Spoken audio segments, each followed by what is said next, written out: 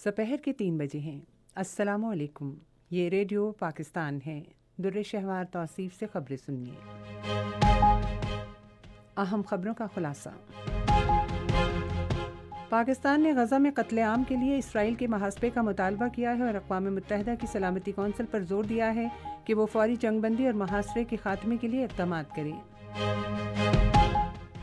पाकिस्तान और उर्दन ने ज़राए इब्लाग़ और तिजारत और सरमायाकारी के गुंजाइश वाले शोबों में ताउन बढ़ाने पर इत्तफ़ाक़ किया है। निगरान वज़ीर ख़ज़ाना ने कहा है कि पाकिस्तान में एग्जिम बैंक का इफ्तिताह मुल्क में बैंकारी और मालियाती तिजारत के मंजरनामे में एक अहम संग मील है। मुल्क में आइंदा आम इंतख़ाबात के लिए कागज़ात नामज़दगी जमा कराने का अमल जारी है। पाकिस्तान ने मुतालबा किया है कि इस बात के तायन के लिए तहकीकात की जाएँ कि कलअदम TTP को दहशतगर्द हमलों में इस्तेमाल होने वाले जदीद हथियारों तक कैसे रसाई हासिल हुई। मुमताज़ शायर और कौमी तराने के खालिक अबुल असर हफीज़ जालिंदरी की 41वीं बरसी आज मनाई जा रही है। 19 साल से कम उम्र खिलाड़ियों की US ओपन स्क्वाश चैंपियनशिप में पाकिस्तानी खिलाड़ी हुज़ैफ़ा इब्राहिम ने चांदी का तमगा जीत लिया। और अब खबरें तफसील के साथ। पाकिस्तान ने इसराइल को उसके इक़दामात का ज़िम्मेदार ठहराया है और अक़वाम मुत्तहिदा की सलामती कौंसिल पर जोर दिया है कि वो गज़ा में जंग बंदी और गैर इंसानी मुहासरा ख़त्म करने के लिए फ़ौरी और मौसर कार्रवाई करे। दफ्तर ख़ारजा की तर्जुमान मुमताज़ ज़ोहरा बलोच ने आज इस्लामाबाद में अपनी हफ्तावार ब्रीफिंग में कहा कि पाकिस्तान को फ़लस्तीनी अवाम के ख़िलाफ़ जारी ज़ालिमाना मुहिम और बड़े पैमाने पर कत्लेआम पर शदीद तशवीश है। उन्होंने कहा कि हम अस्पतालों पर जारी इसराइली जंग और गज़ा में कमाल अदवान अस्पताल के गिरदोनवाह के इलाके में ख़ैमों को वहशियाना अंदाज में मिसमार करने की शदीद मज़म्मत करते हैं, जिससे ख़वातीन, बच्चों और ज़ेर इलाज ज़ख्मी मरीज़ों समेत कई फ़लस्तीनियों को कुचल कर शहीद कर दिया गया। उन्होंने कहा कि मकबूजा फ़लस्तीन में इंसानियत के ख़िलाफ़ जराइम इंसानियत के ज़मीर पर बदनुमा दाग़ हैं।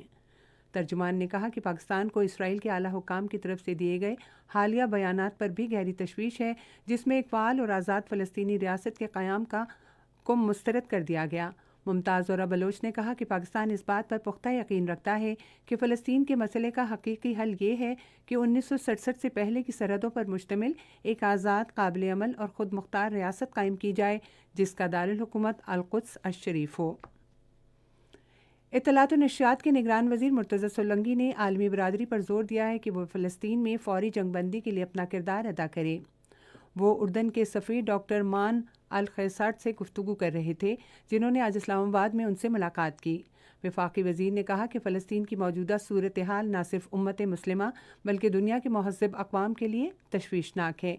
उन्होंने कहा कि गज़ा में ग़िज़ाई क़िल्लत इंसानी बहरान को जन्म दे रही है। मुर्तज़ा सोलंकी ने फ़लस्तीन में उर्दन की इमदादी सरगर्मियों की भी तारीफ़ की। इसके अलावा फ़लस्तीन की सूरत हाल, ज़राए इब्लाग़ के शोबे में ताउन और दूसरे अहम उमूर पर तफ़सीली तबादला ख़याल हुआ। दोनों फ़रीक़ैन ने पाकिस्तान और उर्दन के दरमियान तिजारत और सरमायाकारी के शोबों में ताउन को फ़रोग़ देने पर इत्तफ़ाक़ किया। निगरान वज़ीर ख़ज़ाना डॉक्टर शमशाद अख्तर ने एग्जिम बैंक की फ़ालियत को मुल्क में बैंकिंग और मालियाती तिजारत के मंजरनामे को फ़रोग़ देने के लिए एक अहम संग मील करार दिया है।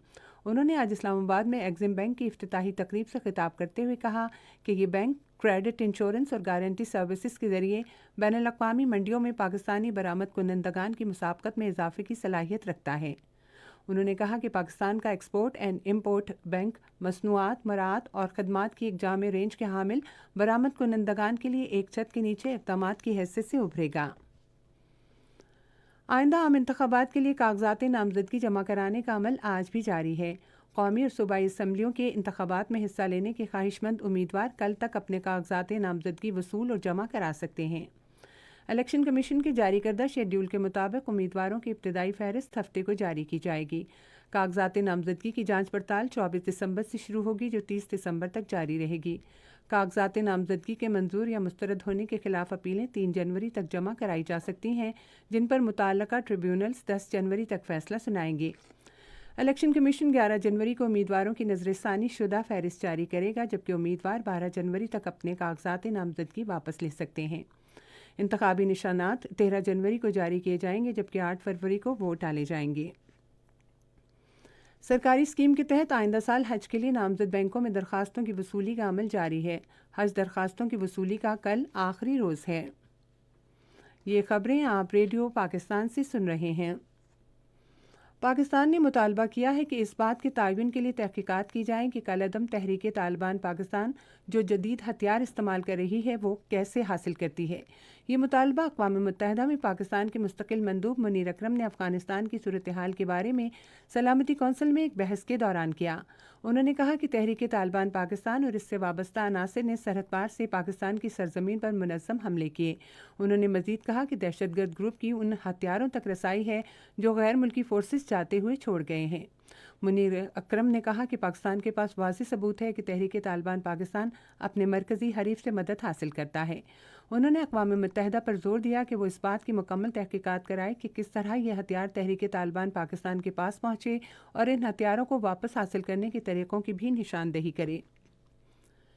چین حیاتیاتی تنوع کا تحفظ اور سبز ترقی فاؤنڈیشن اور ریپٹر سینٹر فار کنزرویشن اور بحالی پاکستان نے حیاتیاتی تنوع کے تحفظ پر تعاون کے لیے مفاہمت کی ایک یادداشت پر دستخط کیے ہیں۔ دونوں اداروں نے عوام کی سطح پر حیاتیاتی تنوع کے تحفظ کے لیے نیٹ ورک کے قیام میں تعاون بڑھانے اور شکاری پرندوں کے حیاتیاتی تنوع کے تحفظ کے بارے میں آگاہی پیدا کرنے پر اتفاق کیا۔ معاہدے کا مقصد دوران سروس تربیت، خصوصاً شکاری پرندوں کی شناخت، تحفظ اور مسکن کا پتہ لگانے کے عمل کو بہتر بنانے سمیت پیشہ ورانہ ماہرین کی استعداد بڑھانے میں تعاون کرنا ہے۔ افغان باشندوں سمیت غیر قانونی طور پر مقیم غیر ملکیوں کی ان کے ملکوں کو باعزت اور محفوظ واپسی کا سلسلہ جاری ہے۔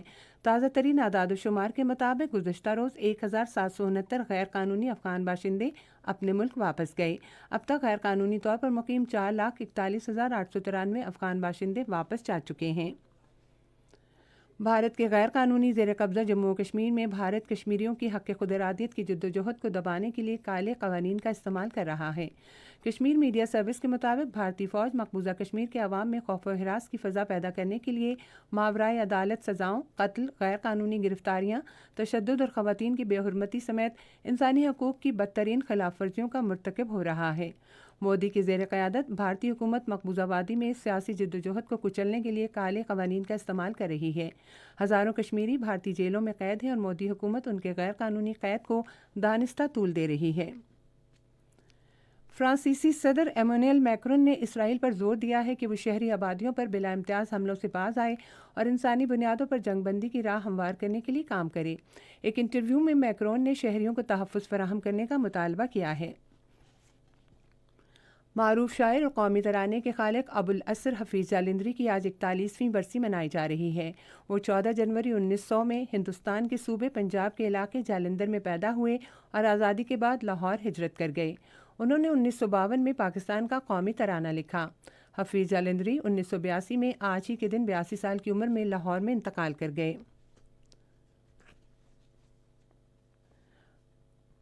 ریڈیو پاکستان آج تیسرے پہر 3:45 پر اپنے قومی پروگرام میں ممتاز گلوکارہ بلقیس خانم کی برسی کے سلسلے میں موسیقی کا خصوصی پروگرام نشر کرے گا۔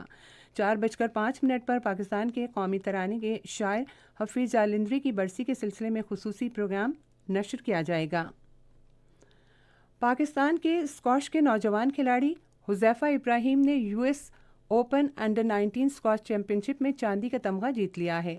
فلیڈیلفیا میں کھیلے جانے والے فائنل میں امریکی کھلاڑی رشی سری وستاوا نے ایک سنسنی خیز میچ کے بعد حذیفہ کو شکست دی۔ US اوپن انڈر 19 چیمپئن شپ میں 30 ممالک سے 128 کھلاڑیوں نے شرکت کی۔ محکمہ موسمیات کی پیشگوئی کے مطابق آئندہ 12 گھنٹے کے دوران ملک کے بیشتر حصوں میں موسم زیادہ تر سرد اور خشک، جبکہ بالائی علاقوں میں شدید سرد اور خشک رہے گا۔ بالائی سندھ، پنجاب اور خیبر پختونخوا کے میدانی علاقوں میں رات کے اوقات میں دھند اور اسموگ چھائی رہے گی۔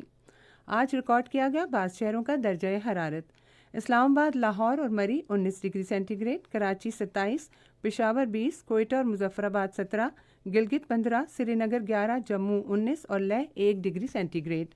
اہم خبروں کا خلاصہ ایک مرتبہ پھر۔ پاکستان نے غزہ میں قتل عام کے لیے اسرائیل کے محاسبے کا مطالبہ کیا ہے اور اقوام متحدہ کی سلامتی کونسل پر زور دیا ہے کہ وہ فوری جنگ بندی اور محاصرے کے خاتمے کے لیے اقدامات کرے۔